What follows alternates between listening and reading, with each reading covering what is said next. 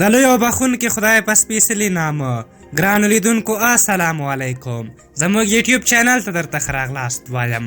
پاکستانیان وایي عمران خان مو پزه را پرې کړه، خو مخکې له دې چې دغه مطلب در سره شریک کړم زموږ د یوټیوب چینل سبسکرایب او ترڅنګ د بیل نښان ووهئ ترڅو زموږ د هرې ویډیو په هکله معلومات درکړل شي.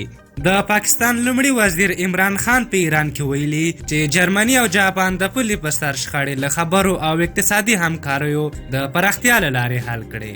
نوموړي د جرمني او جاپان مثال ځکه راوړ چې ایران ته وښیي د پاکستان او ایران په ګډه پوله روانه ګډوډي هم د خبرو او اقتصادي پراختیا له لارې هوارېدلی شي. خو لومړي وزیر عمران خان په دې نه پوهېده چې جاپان په ختیځه اسیا کې او جرمني په مرکزي اروپا کې پراته هیوادونه دي او یو بل سره هیڅ شریکه پوله نه لري.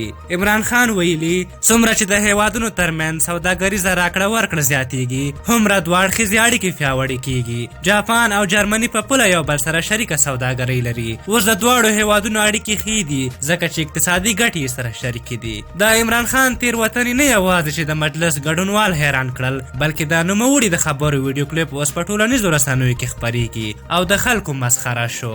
د یو څو پاکستانیانو خبرې دلته راخلو. د شمع جنجو په نوم د ټویټر یوې فعالې لیکلي عمران خان ویلي چې جاپان او جرمني ګډه پوله لري.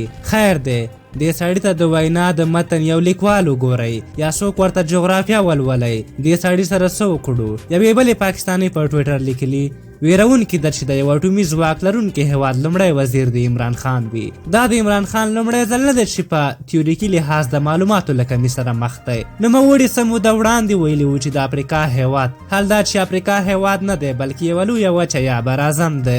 هغه دا هم ویلي و چې د چین اورګاډی له نور یعنی له رڼا څخه تیز دی. د پاکستان د پیپلز پارټۍ مشر بلاول بوټو زرداری هم د جرمني او جاپان په اړه د عمران خان په تېروتنه غبرګون ښودلی. نوموړي لیکلي ډېر د شرم خبره ده. اکسفورډ هم ځینې خلک چې یوازې کرکټ زده وي فارغوي.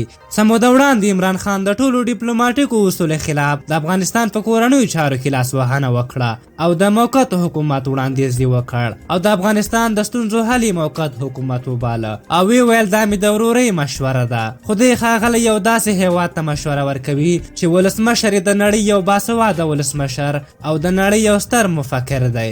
پاکستان له سختو ستونزو سره مخ دی. له هند سره یې تر بل هر وخت اړیکې خرابې شوې. په افغانستان یې اقتصادي راج پای ته رسېدلی. له ایران سره یې اړیکې خرابې شوې او ان نږدې ملګری چین هم ورته پور نه ورکوي او ورځ تر بلې د پورونو سود زیاتیږي. د پاکستان دې وضعیت ته د رسېدو یو لوی لامل ولسمشر غني دی چې نه یوازې اقتصادي بازار یې ورختم کړ بلکې ټوله نړۍ یې په دې قانع کړه چې پاکستان د ترهګرو ځاله او ملاتړی دی. نو په دې وضعیت کې خو به د عمران خان حتما ذهن خرابیږي او جغرافیه به له یاده وځي. نو عمران خان ته مو یو وړاندیز او مشوره دا ده نو په هغه مشورو چې موږ ته یې راکوي او وخت پرې ضایع کوي په هغې وخت کې د معلوماتي کتابونه او جغرافیه ووایي ترڅو په نړیواله سطحه مسخره نه شي. دا و د عمران خان د مسخره کېدو په هکله زموږ ویډیو. که زموږ ویډیو مو خوښه شوې وي ضروري لایک کړئ. تر بلې ویډیو مو په لوی او بخښونکي خدای سپارم. د الله په امان.